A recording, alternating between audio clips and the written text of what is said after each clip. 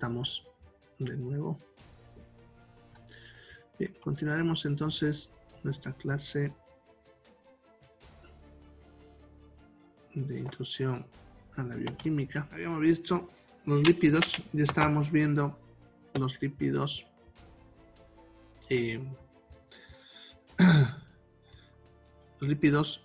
simples, ¿no? Y habíamos hablado de los acilgliceroles. Ayer estábamos hablando de lo que es los triacilgliceroles, si se acuerdan. ¿Ya? Bien, el otro tipo de lípido simple que nos interesa son las ceras. ¿Ya? Las ceras son moléculas formadas por un alcohol de cadena larga de 30 carbones y al mismo tiempo un ácido graso también de cadena larga, o sea, también de 30 carbones. Estamos hablando de una molécula, fíjense, de 60 carbones, una molécula bastante grande que no la vamos a dibujar obviamente por su tamaño, ¿no? Ya, de todas maneras tampoco nos interesa mucho conocer su estructura química. Bien, esta molécula, las ceras, en nuestro cuerpo se va a encontrar solamente en dos lugares, en la piel y en el pelo. ¿Ya? En estas juega un papel, hace dos cosas. Uno, forma una capa que evita que perdamos mucha agua por evaporación. ¿Ya? O sea, sirve como una capa para evitar que perdamos agua. También retiene un poco la temperatura en nuestro cuerpo, ya para que no la perdamos también muy rápido. Ya, también actúa como un lubricante para que nuestra piel al frotar con algo no se desgarre.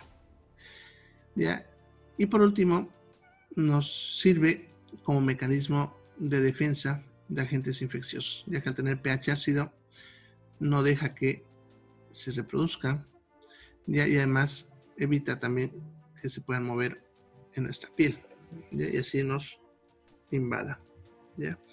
Bien, entonces juega ese papel, ¿ya? Esa capita de cera que tenemos en la piel es una capa bien delgada, pero que ustedes la perciben en ciertas circunstancias. Por ejemplo, cuando hace mucho frío, han de ver que su piel pareciese que se seca, ¿no? En realidad no es que se está secando, sino que esta cera que estamos hablando se está solidificando, se está endurando, ¿ya? Y eso hace que se vuelva como quebradiza, y si alguna vez de repente se han arañado o se han raspado con la uña en su piel cuando hace frío, han visto que hace una marca blanca, ¿no? Y eso es porque esta cera que se solidificó se estaba rompiendo cuando ustedes pasaron por ahí, ¿ya? Y también cuando hace mucha calor, pues se va a ablandar.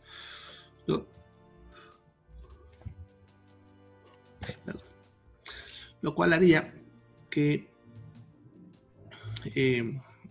sientan su piel grasosa, ¿ya? Que a veces nos pasa, ¿no? Lo mismo con el pelo. Bien, alguna vez se han de hurgar sus oídos, les han de sacar cera, ¿no? Del oído.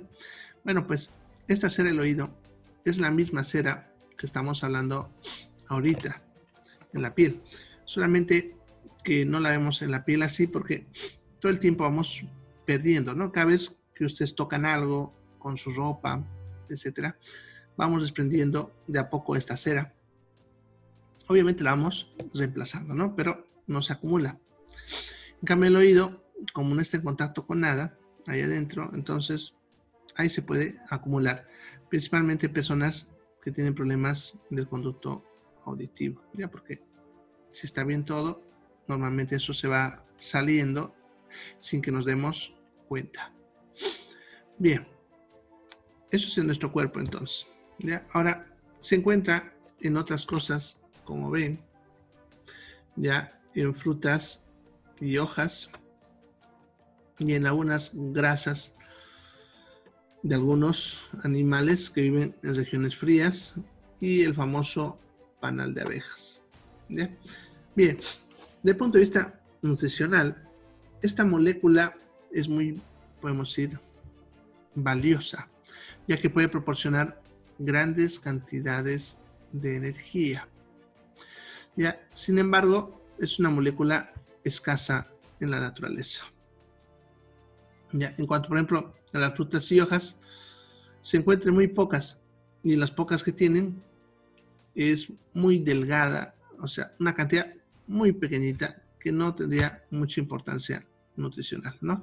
Se suele encontrar, por ejemplo, en las frutas y hojas que suelen tener un brillo, ¿ya? Por ejemplo, la manzana en su cáscara, la lechuga, por ejemplo, incluso hay una lechuga que le dicen cremosita o mantecosita, que se nota un poco que tiene esto, ¿no? Bien, sin embargo, como les decía, su cantidad es muy insignificante, ¿ya? En animales que viven en regiones frías, en estos sí pueden tener en buenas cantidades esta grasa, ¿ya? Estos animales que viven en regiones frías van a tener una capa de grasa parecida a la nuestra, ¿ya? Y una capa de cera, ¿ya? Que generalmente queda debajo de la piel. ¿Ya? Esta grasa en este tipo de animales les sirve para que no pierdan mucho calor, ¿ya? Justamente la cera es un buen aislante térmico, ¿ya? Y por lo tanto, eso haría que ellos puedan sobrevivir en regiones frías, ¿ya? Bueno, ahora, estamos hablando de animales que viven en el polo norte, polo sur, estamos hablando de pingüinos, ballenas, focas, ¿ya? Pero también aquí en la zona del altiplano, las llamas, las famosas chinchillas, etcétera, ¿no? Otros animalitos que viven en zonas frías. Ahora, para las personas, que viven en estas zonas, esta grasa se vuelve muy valiosa. Ya para nosotros no mucho porque tenemos buenas fuentes de energía, pero imagínense personas como los que viven en el Polo Norte, tribus como los esquimales, los inuit, que son gente que vive en esas zonas frías, ¿ya? Y cuando uno vive en una zona fría necesita harta energía, y el problema es que ellos no tienen acceso fácilmente a buenas fuentes de energía. En otras palabras, estamos hablando de cereales, ¿ya? Como son zonas frías, no pueden cultivar arroz, trigo, papa, etcétera, lo que vimos que nos puede dar los carbohidratos.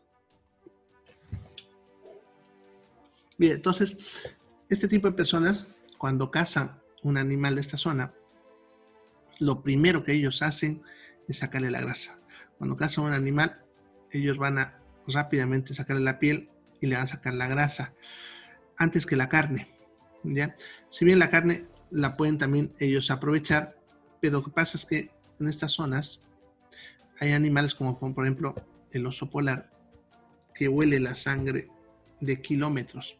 Entonces ellos saben que si pierden el tiempo, ya los va a alcanzar el oso polar, ¿ya? Entonces lo que ellos tienen que hacer rápidamente es sacarle lo más útil, que es la grasa, y si les da tiempo, sacan la carne, ¿ya? Para poder transportar. Y dependen de esta grasa para poder vivir en esas zonas, ¿ya? Pero eso es para las personas que viven allá, ¿no? Nosotros aquí no estamos, pero sin embargo es un buen dato. Bueno, y de repente, como no sabemos dónde terminamos, por ahí. Bien, y en cuanto al panal de abejas, que sería tal vez una fuente a la cual nosotros podemos acceder, pero hay un problemita con el panal de abejas.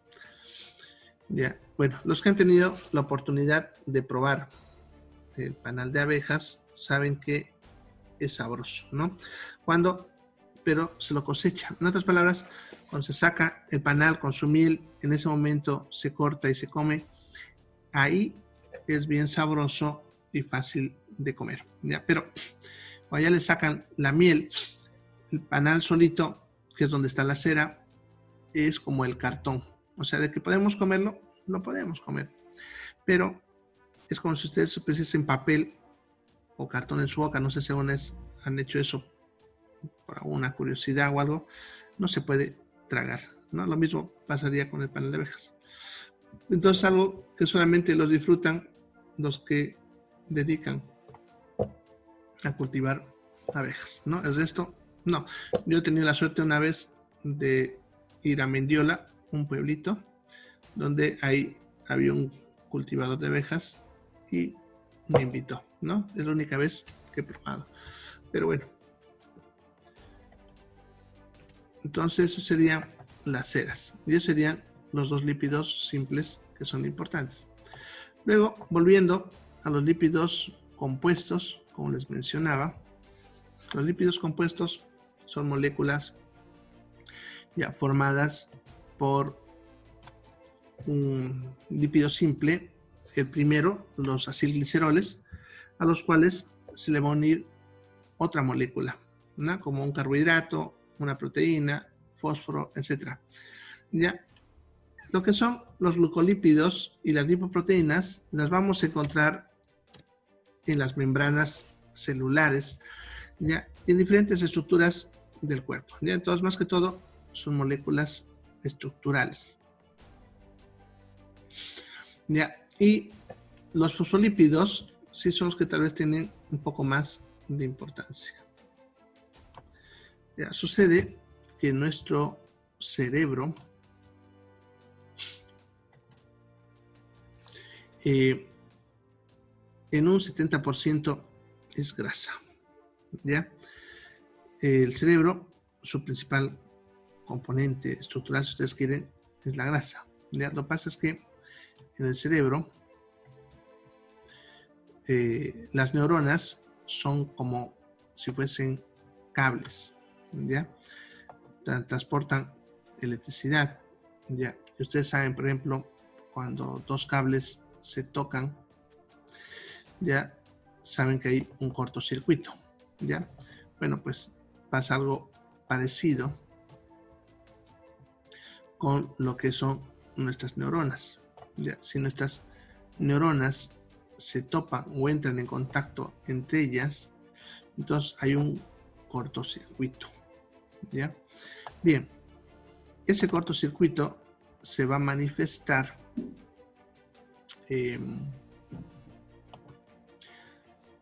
como alteraciones neurológicas, ¿ya? Las cuales el más conocido sería la convulsión, ¿ya? Una convulsión no es nada más que eso, ¿ya?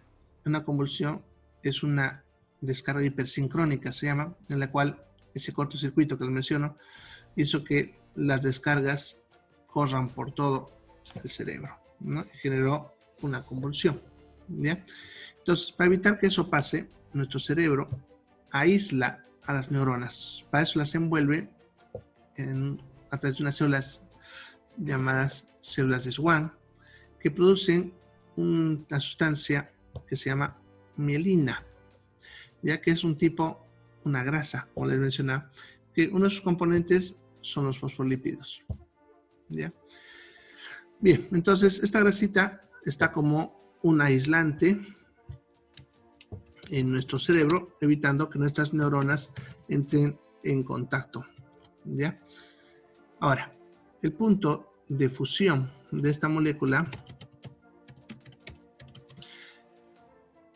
está por encima de los 42 a 43 grados centígrados. ¿Ya?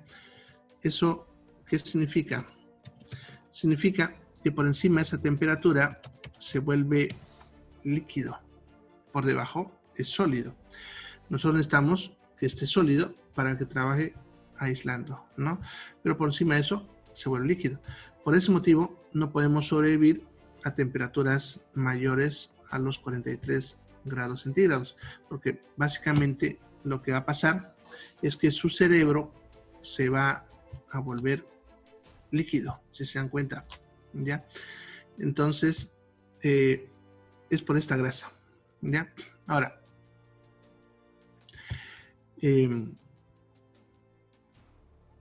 conforme nosotros vamos realizando trabajo mental, esta grasa también se va dañando y se tiene que ir reemplazando, ¿ya? Tenemos que ir reemplazándolo y pasa algo así como lo que hemos hablado con otras moléculas, como las proteínas. O sea, tiene que reemplazarse ya constantemente, por eso tiene que destruir y reemplazar. Ya, cuanto más trabajo le doy a algo, más rápido tengo que reemplazarlo. Entonces, cuando nosotros tenemos mucho trabajo mental, también se destruye más rápido y por lo tanto tengo que reemplazarlo más rápido, ¿no? Bien, ahora, en los alimentos se encuentra en muy pocos lugares, ¿ya? No necesitamos, por si acaso, consumirlo porque nuestro cuerpo puede fabricarlo a partir de cualquier lípido y fósforo. O sea, podemos fabricarlo. Pero hay situaciones en las cuales a veces se gasta más de lo que nuestro cuerpo puede fabricar y necesitamos suplementarlo, ¿no? Ahora, ¿has escuchado hablar del pescado? ¿No? Ya, y cuando hablan del pescado dicen que es bueno para el cerebro. ¿Y te dicen por qué? Te dicen por el fósforo, lo cual es un error. El fósforo es un elemento que se encuentra en todo lo que ustedes comen, así que nunca nos falta fósforo. Ya, lo que nos falta a veces es esta grasa, el fosfolípido. En el pescado hay fosfolípidos en su grasa, ya, no se olvide, en la grasa del pescado, no en la carne, en la grasa, ¿ya? Ahora, no se olviden que esta molécula se derrite a los 43 grados centígrados, ¿ya? Eso significa que por encima de eso se hace líquido. Ya está el pequeño detallito cuando comen pescado, cual es buena idea, pero hay que saber cómo cocinar el pescado. ¿Ya? Sucede que si ustedes lo ponen a la parrilla, por ejemplo, que es una de las cosas que más se consume acá, ya la parrilla puede sacarse a temperaturas por encima de los 120 grados centígrados. Eso significa que la grasa de ese pescado se va a hacer líquida y se va a chorrear. En otras palabras, comer un pescado a la parrilla te va a proporcionar carne como fuente de proteína, pero no te va a proporcionar esta grasa, porque su grasa ya se ha escurrido, ¿ya? Lo mismo pasaría si lo hacen de otra manera, como frito, por ejemplo, ¿ya? Donde se pierde esta grasa, ¿ya? Ahora, entonces, ¿cómo podemos aprovechar esta grasa? Bueno, una de ellas es haciéndolo sopa, ¿no? Ustedes hacen sopa, su grasita queda en la superficie y lo consumimos, ¿no? La otra es que busquen la manera de que no se pierda esta grasa, como por ejemplo cuando la hacen al horno, hacerlo en la buena fuente para que la grasa que se chorree quede ahí y se pueda mezclar con, no sé, a un ingrediente, tomates, lo que sea, y se pueda de esta manera consumir, ¿ya? Así podemos darle utilidad a la grasa de este pescado, pero de otra manera la perdemos, ¿ya? Es un poquito para su conocimiento sobre cuando hablamos del pescado. Bien, ya hasta aquí terminaríamos el tema de fosfolípidos, ¿ya? Oh, perdón, de lípidos. Bien, vamos a ver otro tema que se llama ácidos nucleicos. Bien, entonces los ácidos nucleicos son moléculas también del tipo polímero, ¿ya? Acuérdense que la palabra polímero significa muchas partes iguales, ¿ya? En el caso de los aminoácidos, si se acuerdan, esas partes iguales, pero en el caso de las proteínas, ¿no? Esas partes iguales eran los aminoácidos. Ya en este caso serían los nucleótidos, ¿ya? Entonces, cuando hablamos de ácidos nucleicos, la molécula que ayuda a formar a los mismos serían los nucleótidos, ¿ya? Bien, son solamente dos moléculas las que vamos a ver acá, que sería el famoso ADN y el ARN, ya que lo tenemos acá, ¿no? El ADN y el ARN. Ya, el ADN es el ácido desoxirribonucleico y el ARN es el ácido ribonucleico. Son dos moléculas similares y no existen otras más similares a estas en la naturaleza de ninguna manera. ¿Ya? Bien, vamos a ver sus funciones y de ahí vamos a ir viendo una por una las moléculas, cómo las representamos, cómo trabajan.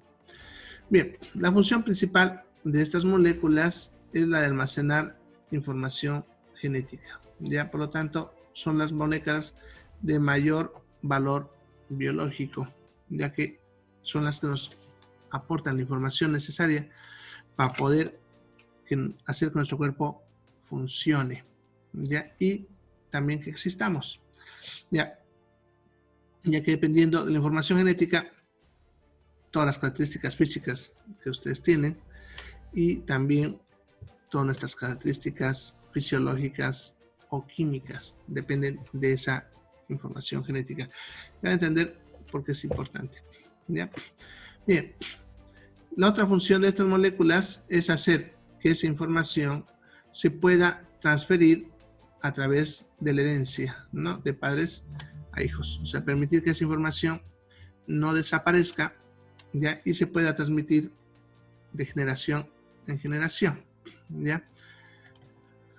Entonces, esas son otras funciones, ¿no? Y la última función, que es la que está relacionada con la primera, es que participa en la síntesis de proteínas. En otras palabras, en cómo fabricar una proteína, ¿ya?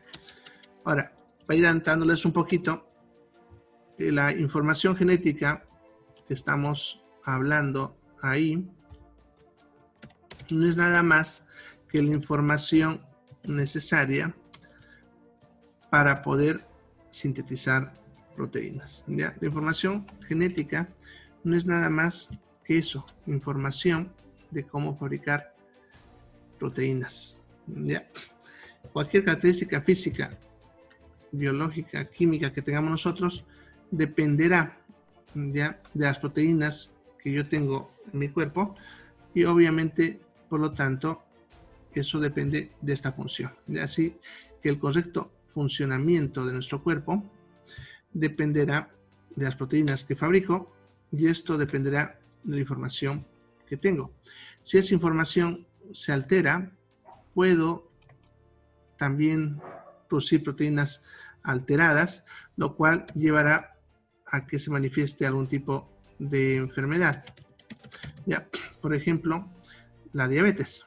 Ya, el paciente diabético tiene el problema de que produce ya sea la insulina, que es una proteína mala, fallada, o los receptores que tienen que ver con recibir a la insulina o parte de su producción están fallados y por lo tanto o no produce insulina o produce en menor cantidad o que no responde, ¿no? Entonces eso termina manifestando la diabetes, ¿ya? Por la falla de esa proteína, ¿ya?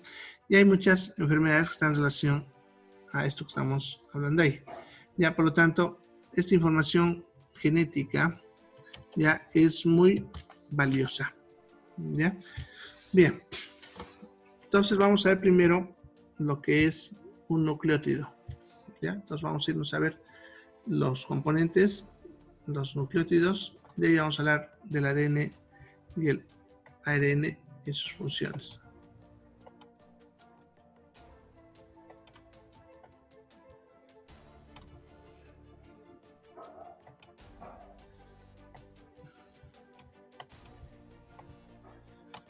Bien, un nucleótido entonces es una molécula formada por tres moléculas, ¿ya? Una pentosa, que eso, si se acuerdan cuando termina la palabra en osa, es un carbohidrato, ¿no? ¿Se acuerdan? Ya, una base nitrogenada, que vamos a ver ahorita cuáles son, y un ácido fosfórico. Ya, esas tres cosas formarían lo que es un nucleótido. Ya, ahora vamos a dibujar aquí de forma representativa cómo es esta molécula. ¿Ya? Entonces, acuérdense que los azúcares se representaban con figuras geométricas. Si dice pentosa, entonces tengo que dibujar un pentágono, ¿no? Esa es la pentosa. Dice a esta pentosa se le une una base nitrogenada, que la base nitrogenada la vamos a representar con un rectángulo, un cuadrado, en el cual en su interior vamos a colocar la letra inicial de la base nitrogenada a la que pertenece. Por ejemplo, si es adenina, entonces colocamos aquí la letra A. Ya, eso vamos a ver más adelante cuáles son estas moléculas. Y el tercer componente para que esto sea un nucleótido es que tenga, dice, un ácido fosfórico, ¿ya? Que sería esa molécula de ahí. Entonces, siempre que ustedes vean esa estructura que le estoy dibujando ahorita, ya, eso es un nucleótido, perdón, ¿ya? Aquí, cada uno de estos componentes van a cumplir alguna función, ¿ya? El primero, la pentosa, que ahorita se los voy a dibujar cómo es la estructura, ¿ya? La pentosa es la que le da la estructura a la molécula, y cuando se forman los ácidos es la que también da estructura a esa molécula, ¿ya? Entonces, la pentosa aquí juega un papel estructural. El ácido fosfórico es el que servirá para producir los enlaces, ya que a través de ese ácido fosfórico se puede conectar a otro nucleótido, ¿ya? Eso también lo vamos a ver más adelante. Entonces, el ácido fosfórico es el que sirve de conector, ¿ya? Y la base nitrogenada es la más importante, ¿ya?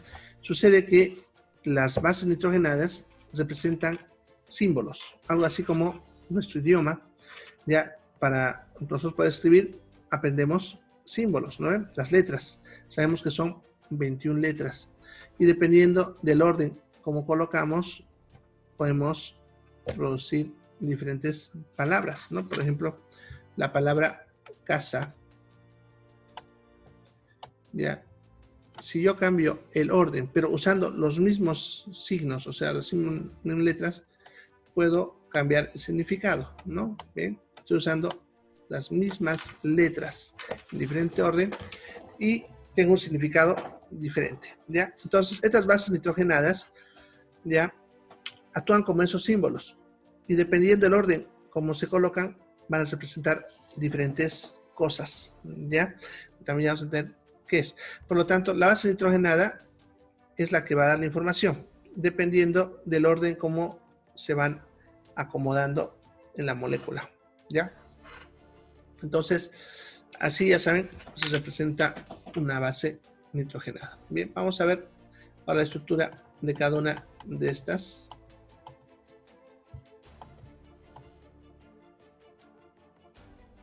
Aquí mismo. Bien, el ácido fosfórico lo voy a poner acá.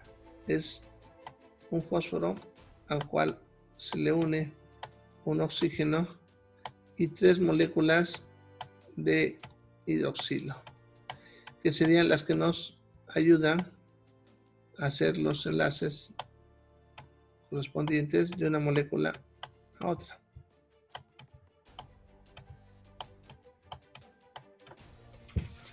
Bien, eso sería el ácido fosfórico. Pero como ven, lo representamos con una P dentro de un círculo, ¿ya?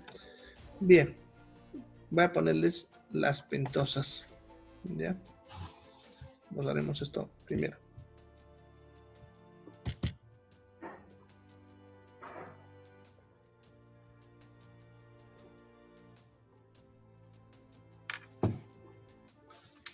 Bien.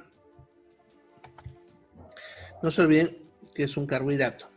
Y como es un carbohidrato, tiene que tener grupos alcohólicos, ¿no? Entonces vamos a poner así. Haremos primero la ribosa y ahorita les muestro cuál es la otra. A ver, lo dibujaré mejorcito.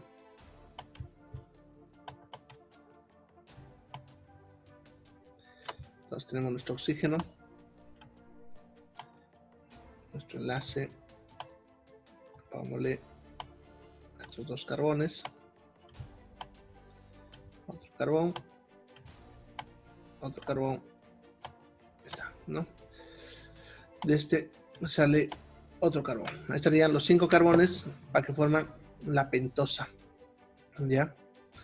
De este de acá va a salir un hidrógeno y otro hidrógeno hacia adentro. De este carbón sale un hidrógeno nada más. De este sale un hidroxilo, que se acuerdan, eso era la clave para que sea un carbohidrato. De este también sale un hidroxilo, ¿ya? Y de ambos sale un hidrógeno hacia adentro. Ya lo vamos a dejar así chiquito para que entre ahí adentro, ¿ya? Y ese último carbón tiene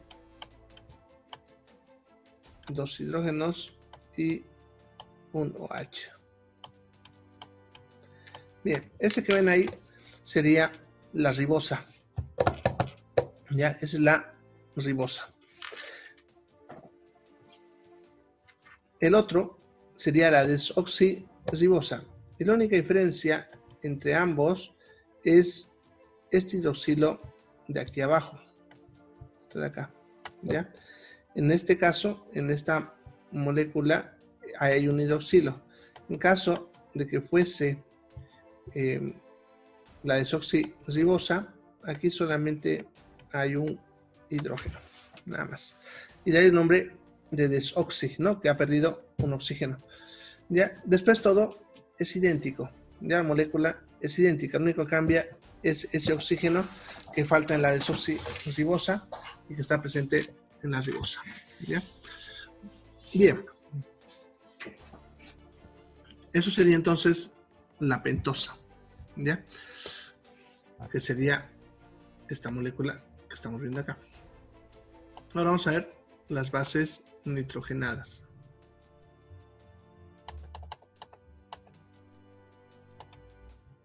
Las bases nitrogenadas son moléculas que se clasifican en purinas y pirimidinas. Ya, son moléculas cíclicas que tienen un alto contenido en nitrógeno. ¿Ya? Su estructura, dependiendo de si es purina o pirimidina, es diferente. ¿Ya? Entonces, les voy a dibujar lo que es una... Bien, así. Sería una purina. ¿Ya? Como ven, les he puesto los nitrógenos, los demás ángulos serían los carbones. Suelen tener, dependiendo de la molécula, variación aquí de dobles enlaces, etcétera, ¿ya? Y la otra, las pirimidinas, son una cadena, pero un ciclo simple.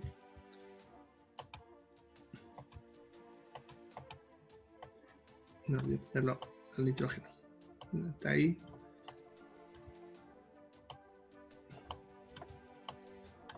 Así, ¿ya? Eso simplemente son las bases nitrogenadas.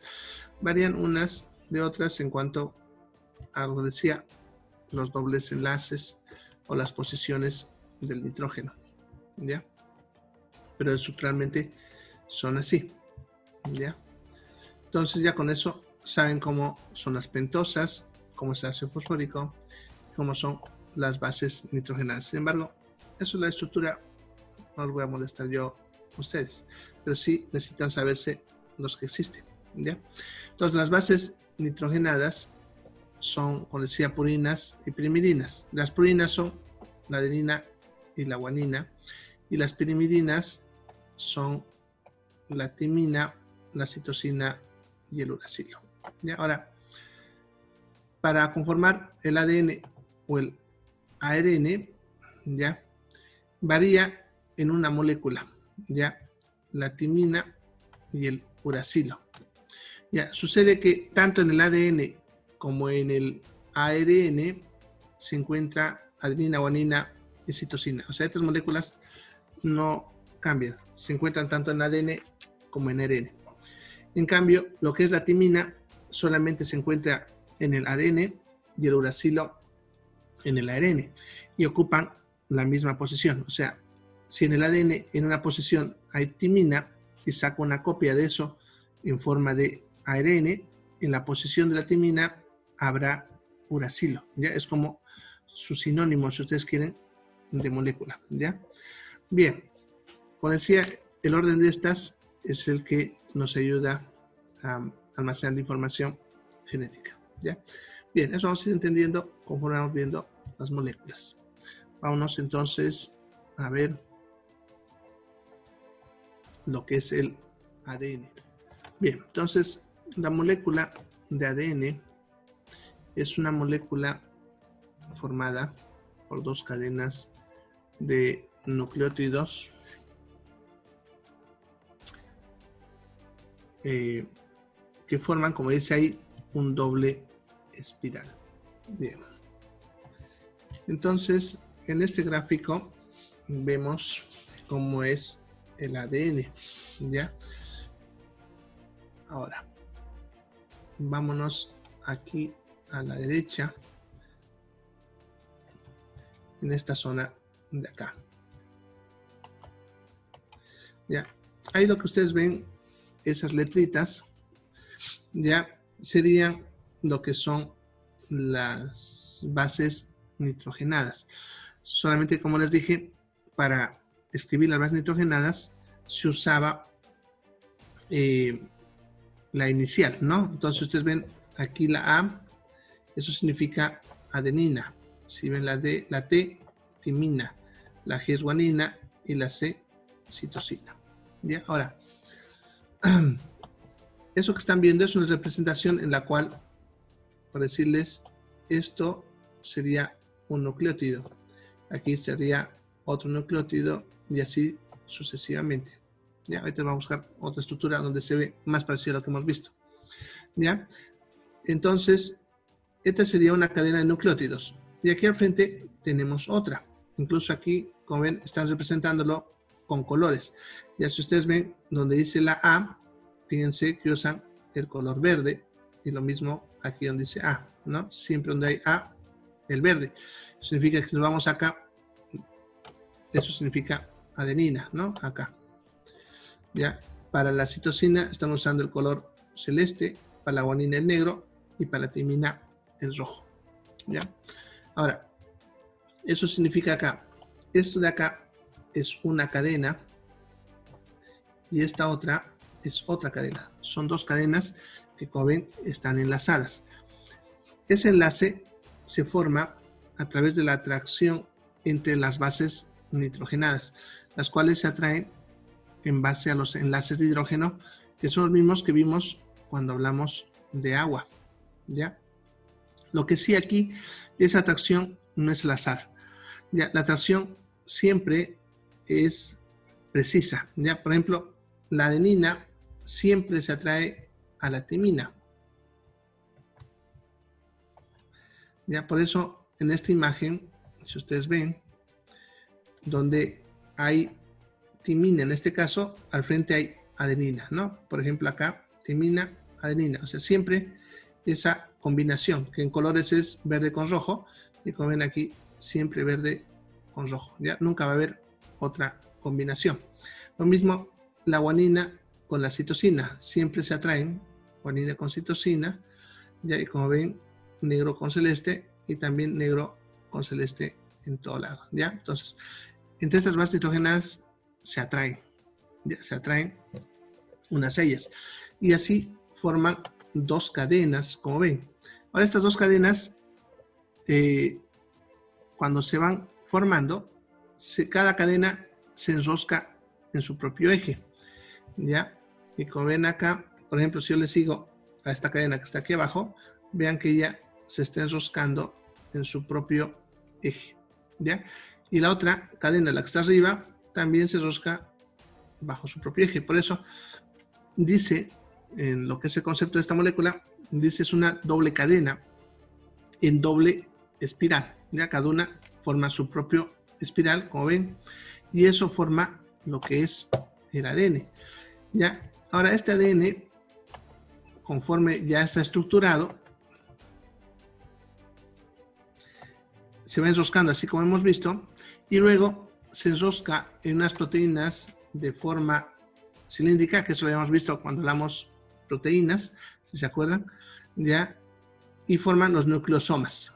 Y estos nucleosomas luego se van también enroscando, como ven acá, y forman ya estructuras de mayor tamaño que luego terminan formando la cromatina y los cromosomas, que es donde obviamente termina guardado todo, ¿ya?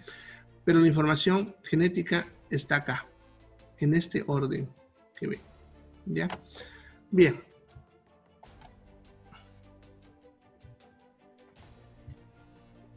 Vamos a ver.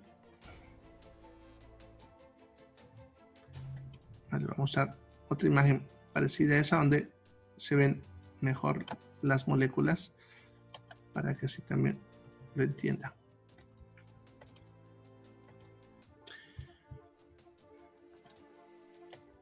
Acá. Es lo mismo, solamente que nos está mostrando de otra forma para que ustedes también, su mente les permita captar mejor. ¿Ya? Aquí ven los mismos nucleótidos, ¿ya? Solamente que aquí nos han dibujado ya a las diferentes estructuras que hemos hablado ahorita, los nucleótidos.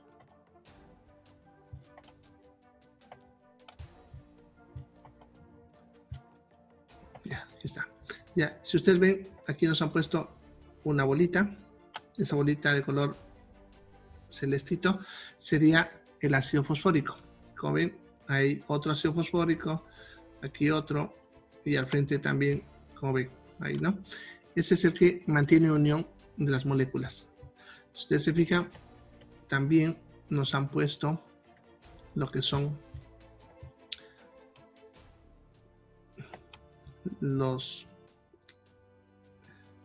las pentosas, perdón, ¿no? Sería este de acá, como ven, esos pentágonos. Acuérdense que de hecho que los pentágonos formaban ya a las pentosas, ¿no?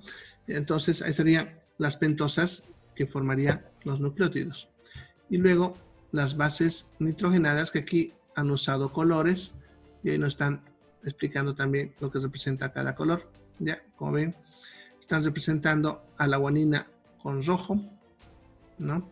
A la citosina con celeste, a la adenina con amarillo y a la timina con lila, ¿no? Bien, ya.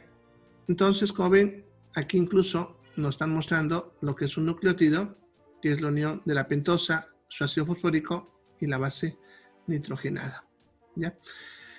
Y aquí nos está mostrando lo que decía hace rato, los enlaces de hidrógeno, ¿no? La atracción que hay entre las bases nitrogenadas, ¿ya? Por ejemplo, lo que es la guanina y la citosina, como ven, aquí nos está mostrando 3 enlaces, lo mismo acá 3, que son los 3 enlaces de hidrógeno que atraen a estos dos.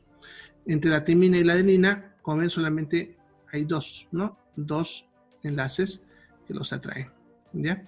Bien, entonces así se acomodan estas moléculas y luego se van enroscando, luego se enroscan a través de las histonas y luego hacen todo lo que hemos visto ya hace ratito en la otra imagen, ¿ya? Bien, entonces el ADN sería eso que están viendo, ¿ya?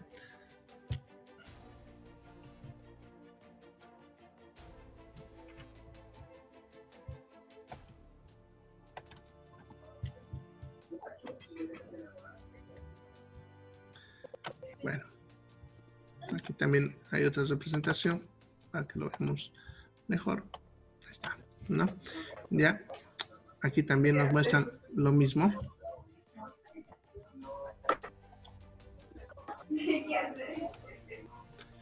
Ya, aquí los ácidos fosfóricos, igual con bolitas, las pentosas y las bases nitrogenadas, ¿no? Aquí le ponen lo que es el estándar, el T-patimina, adenina, la A, citosina, guanina, etc. ¿Ya? Bien, esa es entonces la estructura de lo que sería la molécula de ADN, ¿ya? Bien, eso es lo que les explica acá, ¿ya? Ahora, vamos a ver la función. ¿Qué función cumple esta molécula? Esta molécula, su función es almacenar la información genética. y algo que les había explicado anteriormente, la información genética no es nada más que guardar la información de cómo fabricar proteínas. ¿Ya? Entonces, guardan esta información, la transmiten de padres a hijos, ¿no? La herencia. Y se usa, porque obviamente, como es para eso, tiene que usarse para eso, para sintetizar proteínas. Porque no se olviden lo que decía, que la información genética es cómo fabricar proteínas. Entonces, ¿qué se necesita saber para poder fabricar una proteína? Para eso hay que retroceder y recordar cómo está formada una proteína. Si ustedes se acuerdan, una proteína estaría formada por aminoácidos, ¿no? Entonces, si una proteína está formada por aminoácidos, ¿qué es lo que necesito guardar como información? El orden de los aminoácidos. ¿Se acuerdan? Son 21 aminoácidos y dependiendo del orden, cómo ordeno todos los aminoácidos, puedo formar diferentes tipos de proteínas. ¿Ya? Y lo que se necesita guardar, por lo tanto, como información, es el orden de los aminoácidos que hay para cada proteína. Entonces, para cada proteína van a haber aminoácidos que se van a tener que colocar en diferente orden. Y ese orden es lo que se guarda acá en la información genética. Ya a eso le conocemos como código genético, la forma en la cómo se codifica esta información. Ya este código genético está organizado en el hecho de que cada 3 bases nitrogenadas van a representar la posición de un aminoácido. Y a eso se le va a llamar triplete. ¿Ya? Entonces, un grupo de 3 bases nitrogenadas sería un triplete. Y un triplete representaría la posición de un aminoácido. ¿Ya? Por lo tanto, son muy específicos para este hecho. ¿Ya? Entonces, vamos a ver ahorita la cadena. En esta imagen que ustedes ven, vamos a ampliarla ahí. ¿Ya? Bueno, a mí me aparece así en negro, pero lo voy a poner ahí en Classroom para que ustedes la vean. A ustedes les va a aparecer con fondo blanco. No sé por qué me está apareciendo así, pero bueno, es muy útil. Ya como ven, aquí nos están representando el ADN acá arriba con sus 2 cadenas, solamente que nos han puesto las bases nitrogenadas, que son las que nos guardan la información genética. ¿Ya? Entonces, cada grupo de 3 representará un aminoácido. ¿Ya? Entonces, estos grupos de 3 que lo estoy dibujando, lo estoy separando, serían un triplete. ¿Ya? Cada uno de ellos es un triplete. ¿Ya? Bien. Ahora, estos tripletes representan la posición de un aminoácido, ¿no? Por ejemplo, en este ejemplo nos están diciendo que este primer triplete de acá representa a la metionina, ¿ya? Este segundo triplete a la isoleucina y este tercer a la serina. Este cuarto no nos han puesto, pero puede representar cualquier otro tipo de aminoácido. Ya ahorita vamos a ver de dónde sacamos esa información. ¿Ya? Entonces, grupos de 3 representan una información. ¿Ya? Eso significa que cada vez que yo encuentre en la cadena esta combinación, significa que en esa posición va a ir la metionina. Si encuentro esta otra, en esa posición irá la isoleucina y en la otra la serina y así, etcétera. Si yo cambio, por decirles, esta posición acá y esto acá, entonces estaría también cambiando la posición de los aminoácidos. ¿Ya? Entonces, la información genética no es nada más sencillo que lo que están viendo acá. Es posición de aminoácidos. Entonces, si una proteína tiene, pongámosle 60 aminoácidos, vamos a encontrar en alguna parte del ADN donde está esa información, donde te dice el orden de esos 60 aminoácidos para formar esa proteína específica. ¿Ya? Entonces, así es como se guarda la información. Ahora, como hay 2 cadenas, como pueden ver, porque hemos dibujado acá, sabemos que hay dos cadenas en el ADN, ¿no? La cadena que está acá arriba y la que está acá abajo, ¿no? En el dibujo está acá y está acá, ¿ya? Las dos tienen la misma información, por si acaso. Solamente que una es la que se usa como, podemos decir, molécula original para leer y con eso copiar. Y la otra se va a usar como una copia de respaldo, ¿ya? Acuérdense que hemos dicho que siempre donde hay adenina, al frente va a haber timina, ¿no? Como ven en los gráficos, o donde hay citosina, siempre guanina. Eso puede, pero eso facilita que se pueda hacer una copia a partir de una, la otra, ¿ya? Y eso garantizaría que esta información se mantenga, podemos decir, estable, ya que, pongámosle que por alguna situación, una droga, un veneno, radiación, lo que sea, se daña y se pierde, pongámosle, este nucleótido de acá, esa se pierde, ¿ya? Entonces, en teoría, no pudiese leer esta cadena porque le falta una base nitrogenada. Entonces, nosotros tenemos en nuestros núcleos unas proteínas que van leyendo estas cadenas. Ya todo el tiempo están leyendo, buscando errores. Entonces, esa proteína, perdón, va a pasar por acá leyendo así, ¿no? Así, pongámosle, va a pasar leyendo. Ya, y pilla que cuando llega a este punto, pilla que al frente está faltando esa base nitrogenada. Entonces, esa proteína lo que hace es poner en ese lugar la base nitrogenada faltante y entonces así se repara. ¿Ya? Y eso lo consigue hacer gracias a que siempre frente a G va a haber C, ¿no? Entonces, así se repara. Entonces, podemos decir que una es la molécula donde está la información original y la otra es una copia de respaldo para reparar la cadena, ¿ya? Además, esto mismo le permite luego hacer lo que es la replicación, que ahorita vamos a hablar de eso. ¿Ya? Entonces, así, como están viendo, se guarda la información genética, ¿ya? Ahora, esto mismo explica por qué a veces aparecen las enfermedades, genéticas, en las cuales puede haber diferentes tipos de síntomas. Por ejemplo, en la diabetes, lo que les decía, para fabricar la insulina, necesito saber el orden de los aminoácidos que forman la insulina, porque la insulina, por si acaso, es una proteína. Y entonces, para fabricar esta proteína, necesito el orden. Ya, ahora, basta con que se altere uno solo y entonces puede que no funcione, ¿ya? O puede que siga funcionando, porque aquí también esto mismo explica la variación que nosotros tenemos, ¿ya? Por ejemplo, el pelo. A ver, ¿me da tiempo? Sí, me da tiempo. ¿Ya se acuerdan? El pelo es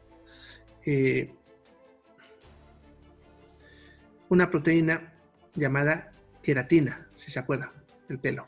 Es la queratina. Ya, ahora, supongamos que la queratina tiene 100 aminoácidos. Ya, supongamos, tiene 100 aminoácidos. Ya, pero ustedes saben que hay pelos de todo tipo, ¿no? Tenemos pelos lacios, ondulados, crespos, chiris, ¿no? Los más enroscados. ¿Ya? Y también varían colores, ¿no? Desde el más claro al más oscuro, con tonos rojos, tonos azules, etcétera, ¿ya? Entonces, ¿qué es lo que hace que aparezcan pelos diferentes si es la misma proteína? Justamente lo que estamos viendo acá. Vámonos que esa creatina tiene 100 aminoácidos. Y de esos 100 aminoácidos, vámonos que 98 son iguales en todos los pelos, ¿ya? Y solamente cambian dos, que pueden ser al principio, al medio o en cualquier lugar, ¿no? Pongámosle que esos dos que faltan para el pelo lacio son la leucina y el triptófano, que son dos aminoácidos, ¿ya? Pongámosle que para el pelo crespo, en esa posición va la isoleucina y pongámosle el triptófano. Para el pelo que es crespo, va aquí la cisteína y aquí la metionina, así. Entonces, fíjense, al cambiar dos aminoácidos, en este caso, pudiese cambiar las características de la proteína, ¿ya? Y eso es lo que hace que seamos diferentes, ¿ya? Tenemos casi toda la información, pero variamos con algo. Por si acaso, el orangután es el ser vivo que genéticamente es más cercano a nosotros. Luego están el chimpancé y el gorila, ¿ya? Tienen un parecido genético con nosotros del 96%. En otras palabras, nuestra genética es casi idéntica, ¿ya? Solamente variamos con un 4%. ¿Ya? Ese 4% nos hace ser humanos, ¿ya? Y entre nosotros tenemos un 99, si ustedes quieren, 8% de parecido, y ese 0,02% es lo que nos hace diferentes, ¿ya? Y es simplemente la posición de unos cuantos aminoácidos, que eso depende también de que cambiemos estos órdenes, ¿ya? Si se cambian estos órdenes, cambian las posiciones de los aminoácidos y eso hace que aparezca una proteína diferente. Si ese cambio no trae una alteración funcional, se mantiene. Entonces, justamente en algún momento hubo mutaciones que cambiaron estas posiciones y eso hizo que aparezcan pelos crespos, pelos chiris, lacios, etc. Como es una alteración que no altera nuestra vida, entonces se ha mantenido, ¿no? Y la vamos heredando. Pero puede haber también que esa alteración produzca una modificación que pueda alterar la vida, ¿no? Como en el caso de la diabetes. Puede que también en el caso de la diabetes, ya la modificación de esos aminoácidos en la insulina haga que esta insulina funcione o también no funcione, ¿ya? Entonces, todos tenemos insulina, pero también nuestra insulina, al igual que nuestra creatina, en todos no es 100% idéntica. Varía un poquitito, ¿ya?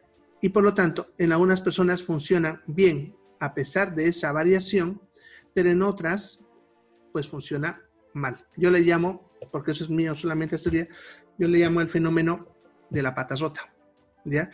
¿Por qué? Porque nosotros podemos tener una silla con las 4 patas, en las cuales puede que una pata sea más corta, ¿ya? Y todos han tenido una silla así, seguro. Una pata 1 centímetro más corta. ¿Esa silla sigue sirviendo como silla? Sí, sigue funcionando como silla. Ustedes se pueden sentar todavía. Se mueve, obviamente, pero la siguen usando porque funciona, ¿ya? Pero ¿qué tal si la pata se la saco, ¿no? O sea, solamente tiene 3 patas. Entonces, ya no funciona. Ya es lo mismo acá. Las proteínas le puede variar con un poquitito y puede que esa variación, a pesar de que estamos teniendo una molécula con una pequeña variación, siga todavía funcionando bien. Entonces, nuestras insulinas son diferentes, pero todavía funcionan. Y en los diabéticos, esa variación hace que esa insulina no funcione bien, ¿ya? Y como no funciona bien, por eso tienen problemas. El diabético, por ejemplo, es algo así como la llave y el candado. No sé si han tenido alguna vez una llave y un candado mañoso, ¿no? En el cual le ponen la llave a un candado y ustedes saben que no se abre fácil, ¿no? Tienen que moverlo a un lado, le pillamos su maña, ¿no? Y conseguimos, pero abrirlo. Entonces, a pesar de que falla, podemos decir 5 intentos, lo abrimos 1, ¿no? Entonces, lo mismo es acá. Los pacientes diabéticos, su insulina puede estar dañada y a veces funciona, a veces no, y eso es lo que hace que la glucosa se le acumule, ¿ya?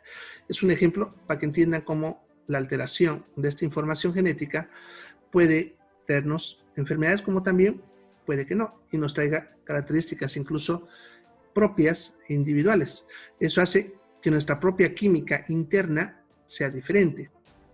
Y eso es lo que hace lo que en farmacología le llamamos idiosincrasia, ¿ya? No todos respondemos igual a las mismas drogas. Todos ustedes saben muy bien. Por ejemplo, con el café, que es el ejemplo que siempre uso.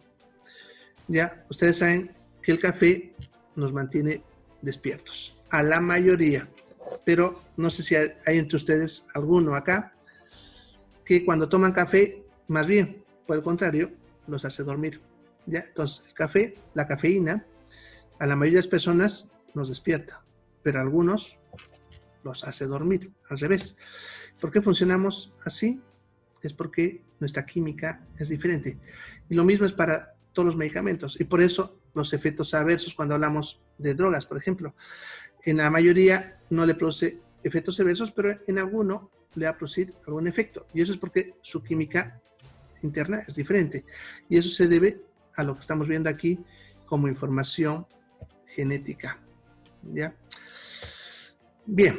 ¿Alguna pregunta sobre esto? ¿Preguntas?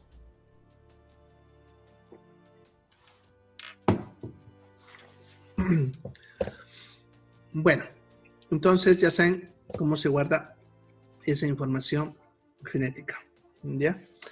Bueno, vamos a ver ahora cómo se copia, porque la otra función, además de guardar la información genética, no se olviden que es la de pasar esta información de padres a hijos, ¿no? Ese proceso se llama replicación, ¿ya? A ver, por aquí cito. Aquí está.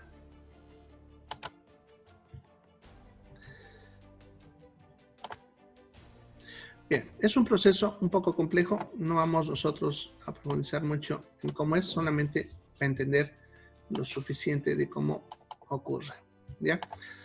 Bien, entonces el ADN, no se olviden que es una cadena que es así enroscada, ¿no? Entonces, primero va a pasar una proteína, que es esta que ven acá, que lo que hace, como ven, es desenroscarlo, lo desenrosca, ¿ya? Luego pasa otra proteína que va separando los enlaces de hidrógeno que mantenía unida a la cadena, ¿ya? Entonces eso lo separa en dos cadenas. Ahora acuérdense que les decía que con la información de una se podía obtener la otra, ¿no? Entonces lo que hace luego es pasar otra proteína, que aquí nos representan con este cuadrado amarillo.